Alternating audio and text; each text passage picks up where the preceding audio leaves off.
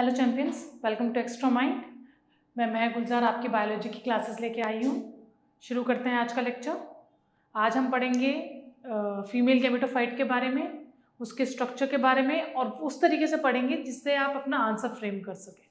कौन से कीवर्ड्स आपको याद रखने हैं अगेन, जो आप अपने आंसर्स में लिखेंगे। सितंबर आने वाला है, मिड टर्म स्टार्ट होने वाले हैं। So let's start with your basic criteria जिससे आप अपने आंसर फ्रेमिंग कर सकते हैं।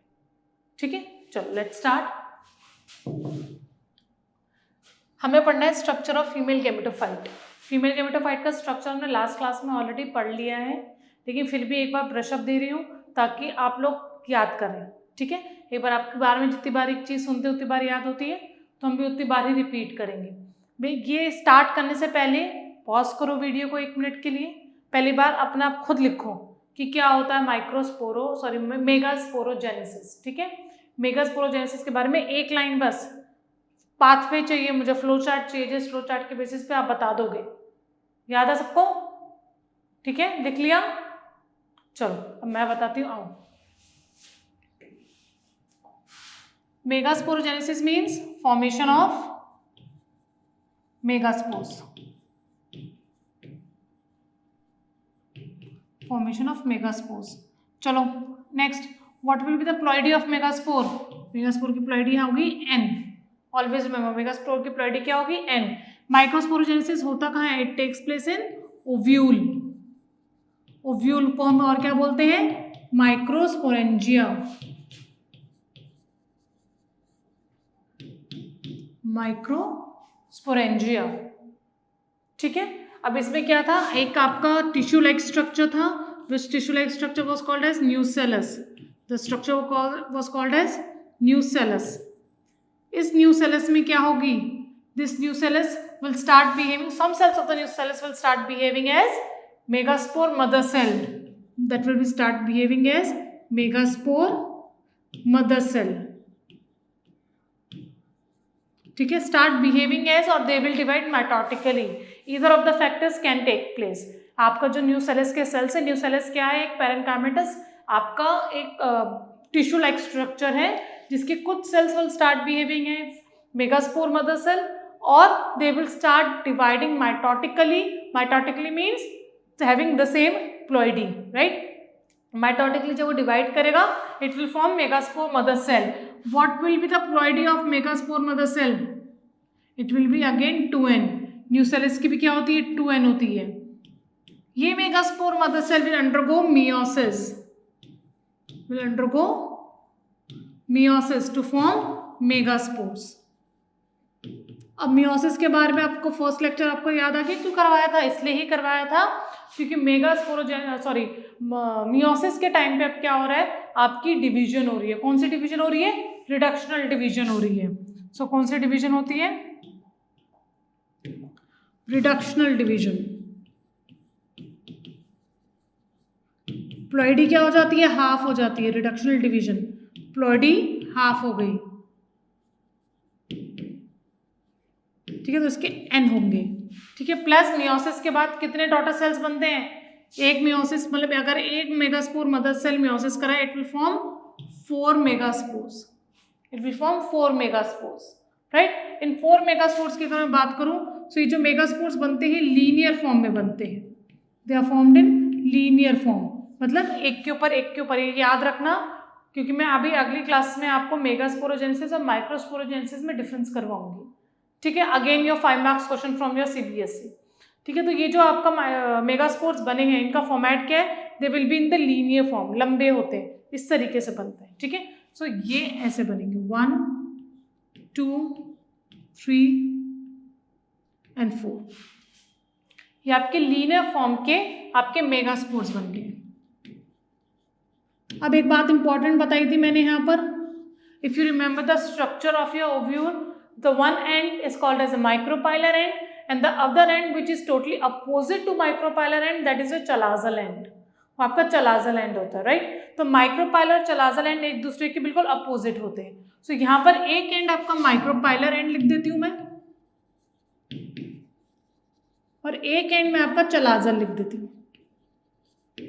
ठीक है बच्चों, एक मैंने क्या किया है? एक मैंने माइक्रोपाइलर लिख दिया है, और एक मैंने चलाजल लिख दिया। तो एक एंड आपका क्या हो गया, माइक्रोपाइलर, दूसरा एंड क्या हो गया आपका, चलाजल। अब क्या होता है, सबसे इंपॉर्टेंट जो आपके यहाँ पे डिफरेंस क्रिएट होगा, इसमें से जो 3 होते हैं, 3 megaspores and that is towards the चलाजल end, ये जो 3 मेगास्पोर्स होते हैं ये डीजनरेट हो जाते हैं, ये डीजनरेट हो जाते हैं। And the functional is towards the the functional is towards your micropylar and.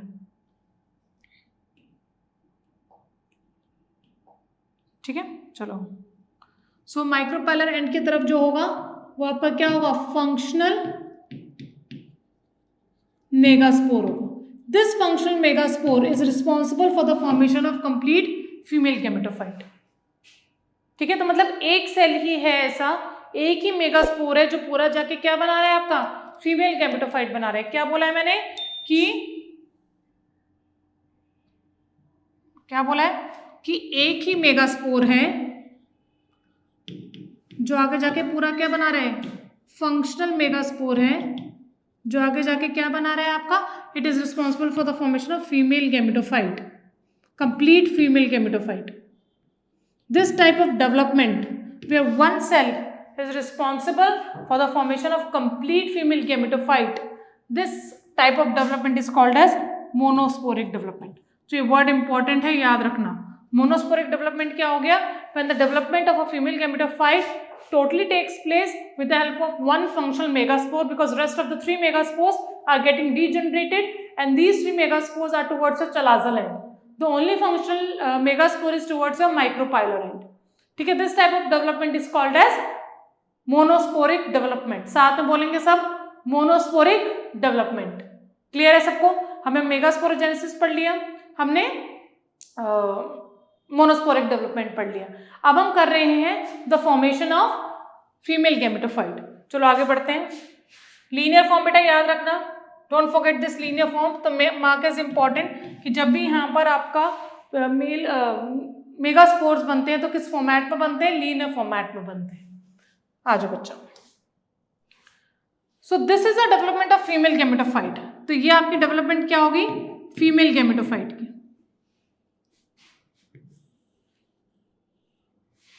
पॉलीगोनियल type क्या होता है बेटा, what do you mean polygonum type? Polygonum type वही टाइप है, सबसे पहली बात इसके 2 कैरेक्टरिस्टिक्स आपको याद रखने हैं। पहला कैरेक्टरिस्टिक क्या होगा कि chalazal end the micropylar end will be opposite to each other. ठीक है, वो एक दूसरे के अपोजिट होते हैं, पहली बात। दूसरी बात, यहां पर आपकी मोनोस्पोरिक डेवलपमेंट होती है। So both are the characteristics of your polygonum type. So write it down, monosporic development,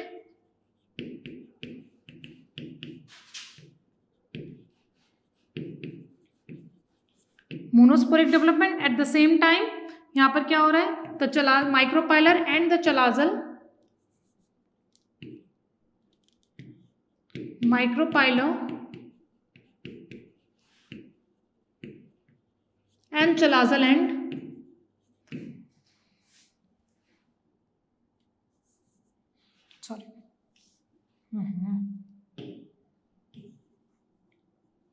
micropolar and the chalazal end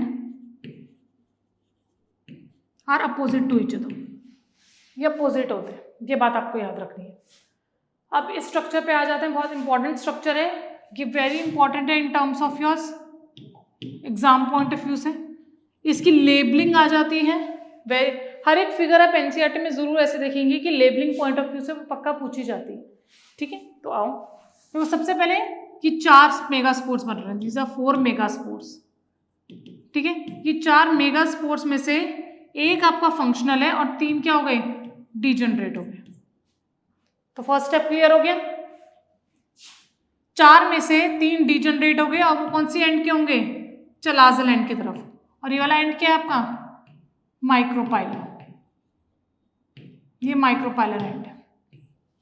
आइए बेटा, इसको भी बाद में समझाऊंगी। ऊपर चलाजल लिखा है, यहाँ माइक्रोपाइलर लिखा है, तो कंफ्यूज मत हो जाना।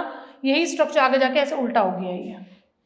ठीक है, ये पूरा स्ट्रक्चर ऐसे जाके यहाँ पर उल्टा हो गया, कोई दिक्कत नहीं है। आ जाओ, अब ये जो फंक्शनल मेगास्पोर है, इट विल अंडरगो माइटोसिस। क्या बनाएगा, 2 सेल स्टेज। फिर undergo mitosis 4 cell stage, undergo mitosis 8 cell stage. ठीक है, ये माइटोसिस नॉर्मल माइटोसिस नहीं है, ये भी मैं आप लोगों को बताऊंगी अभी। वेट, फिलहाल जितना पढ़ा रहे हैं उतना पे ध्यान दो।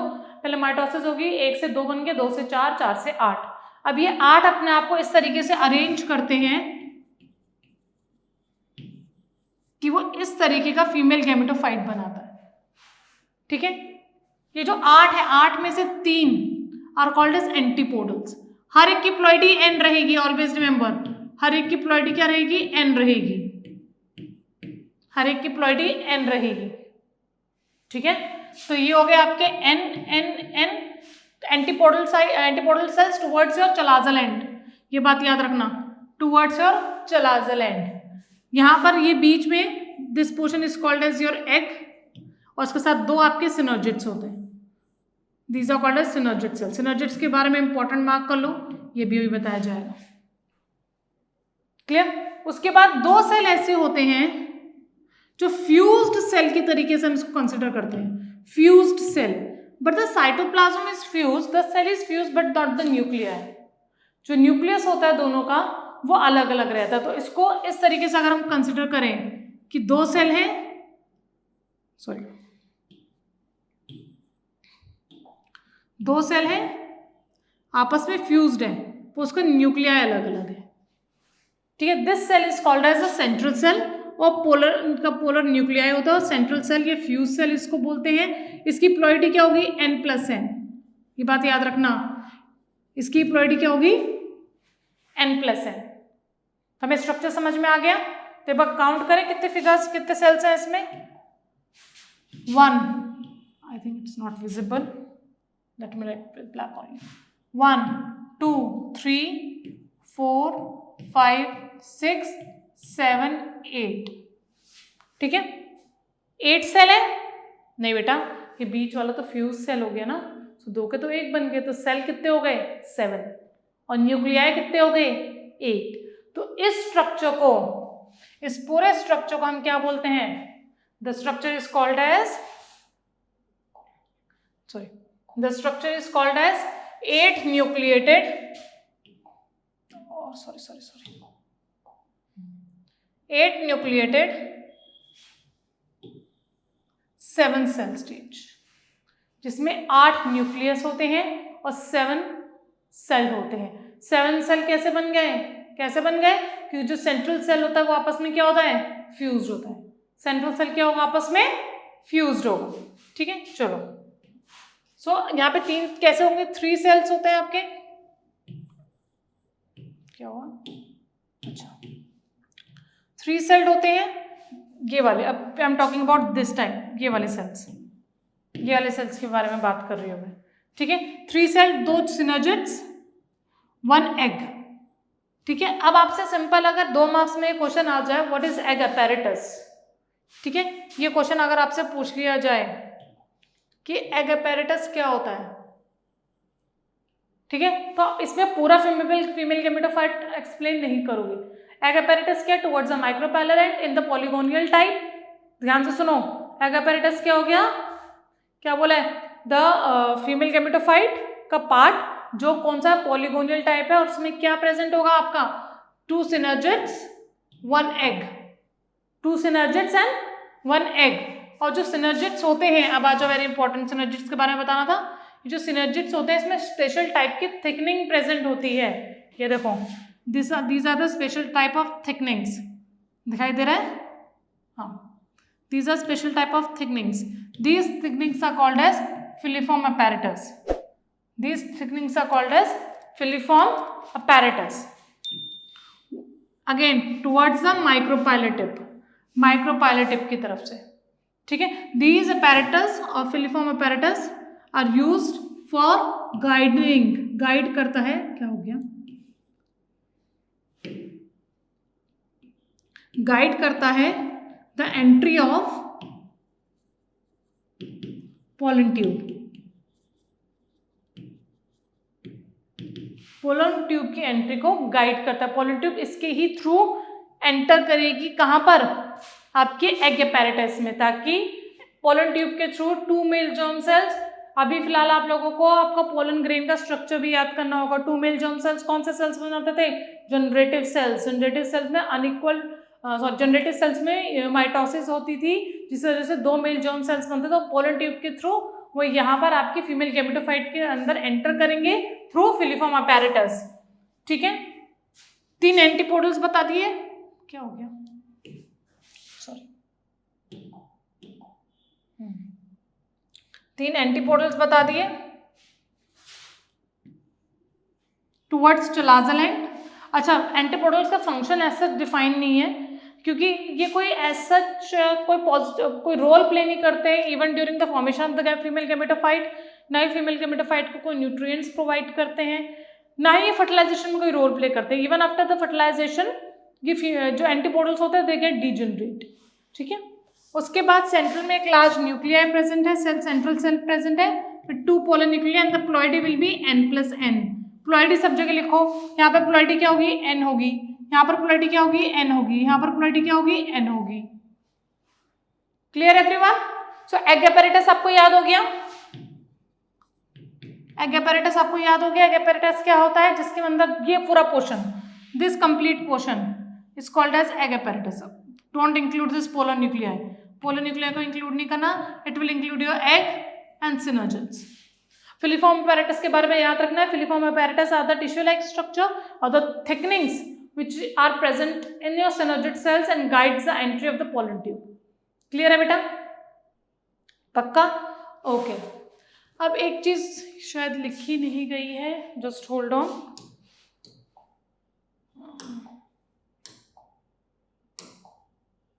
हाँ बेटा, एक चीज और बता देती हूँ मैं आपको। मैंने आपको कहा था ना, जब इस टाइप की डिवीजन हो रही है, यहाँ पे माइटोसिस हो रहा है, ये माइटोसिस किस टाइप का माइटोसिस है?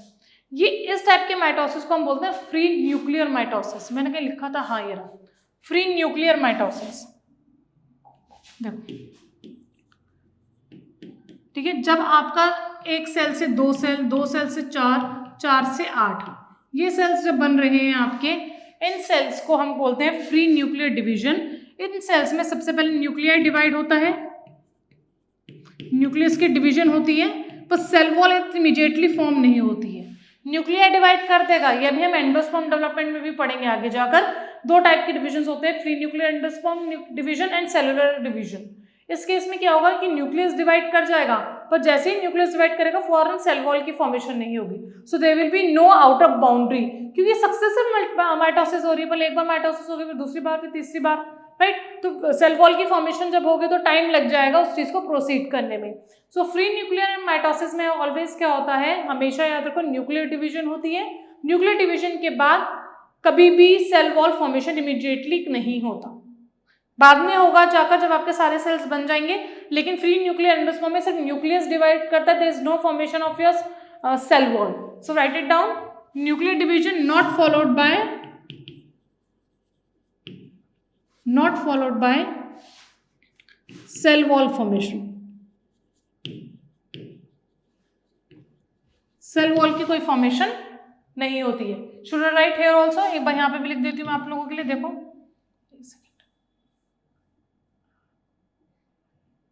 ओके, देखो, सो जो माइटोसिस हो रही है, माइटोसिस किस में हो रही है? मेगास्पोर मदर सेल में, सॉरी मेगास्पोर में, ठीक है, मेगास्पोर की प्लॉइडी N। तो माइटोसिस के बाद क्या होगा? पहले बताओ मुझे। इसमें होगी माइटोसिस 1, 2 एंड 3। अल्टीमेटली आपके 8 न्यूक्लिएटेड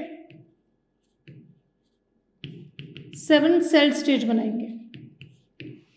8 न्यूक्लिएटेड 7 सेल स्टेज बनेगी। ठीक है, स्टॉप।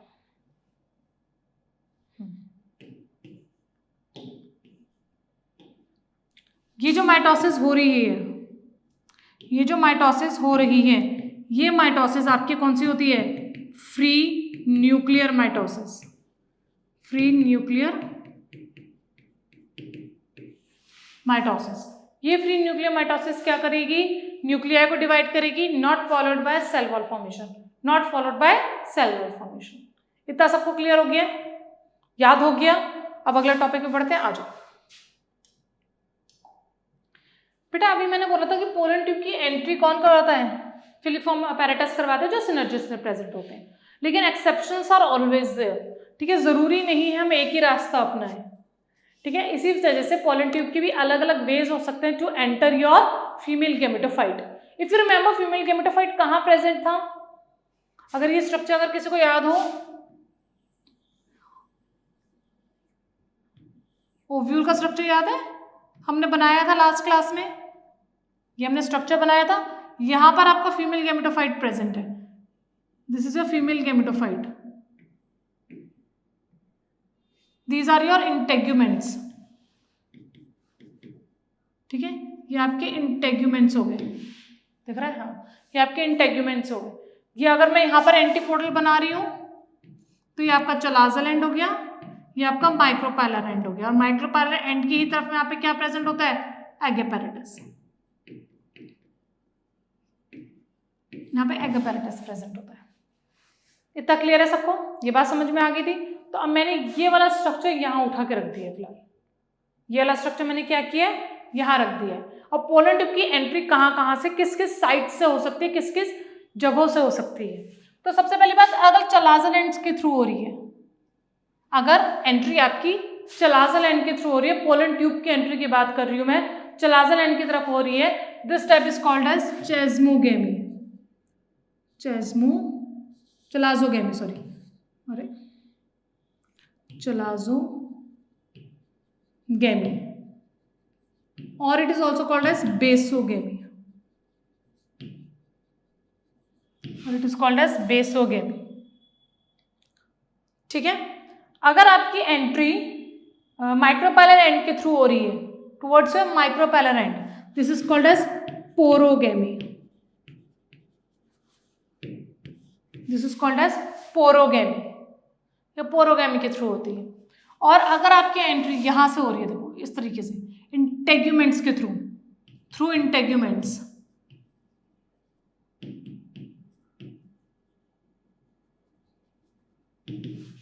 थ्रू इंटेग्यूमेंट्स के थ्रू हो रही है, ठीक है? इसको हम बोलते हैं मीजोगेमी,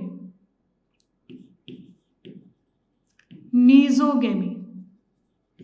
तो आज हमने 4 वर्ड पढ़े हैं, सॉरी 3 वर्ड पढ़े हैं। पहला हो गया बेसोगेमी और चलाजोगेमी, जिसमें पोलन ट्यूब किसके थ्रू एंटर करती है? Through chalazal end, right? एक होगी आपकी पोरोगेमी, पोरोगेमी का मतलब क्या होता है? The entry of the pollen tube towards your through your micropylar end. और अगर इंटेग्यूमेंट्स के थ्रू हो रही है entry, so then it is called as mesogamy. Clear है इतना सबको? समझ में आ गया अच्छे से? ठीक है, तो अभी तक हम लोगों ने क्या पढ़ लिया है बच्चा, एक बार जल्दी से ब्रश अप कर लेते हैं। हमने male reproductive system, female reproductive system बिल्कुल खत्म कर दिया है। अगली जो आपकी क्लास होगी वो आपकी होगी the difference between megasporogenesis and microsporogenesis, ठीक है? उसमें जो मेजर डिफरेंस होंगे वो मैं आप लोगों को बताऊंगी। उसके बाद हम अपने नेक्स्ट टॉपिक पे जाएंगे, दैट इज पॉलिनेशन। तो इतना आप सब प्लीज रिवाइज करके रखना, वीडियोस बार बार देखते रहना, ठीक है? अपने नोट्स रिवाइज करते रहना, मेक श्योर एनसीईआरटी की रीडिंग करते रहें आप लोग, ठीक है? सो अगली क्लास में हम मिलेंगे जिसमें हम बताएंगे the difference between megasporogenesis and microsporogenesis. In the mean time ये दोनों टॉपिक आपको अच्छे से रिवाइज हो जाने चाहिए। क्लियर है सबको बच्चा? All the best.